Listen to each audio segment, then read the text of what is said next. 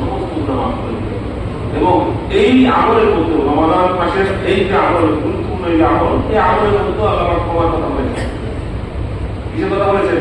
ক্ষমার কথা বলেছেন। এবং যে ব্যক্তি এই রমজান মাসে তার অধীনস্থ কর্মকর্তা কর্মচারী যারা আছে, তার অধীনে কাজ করে, তারা এই সমস্ত ব্যক্তিদের কাজের বোঝা হালকা করে দেয়, হ্যাঁ, তাহলে আল্লাহ রাব্বুল আলামিন তাকে মাফ করে দিবেন এবং তাকে জাহান্নাম থেকে মুক্তি দিবেন। এখানেও কি ক্ষমার কথা বলা হয়েছে? এখানে কিছু কথা বলা হয়েছে, ক্ষমার কথা বলা হয়েছে।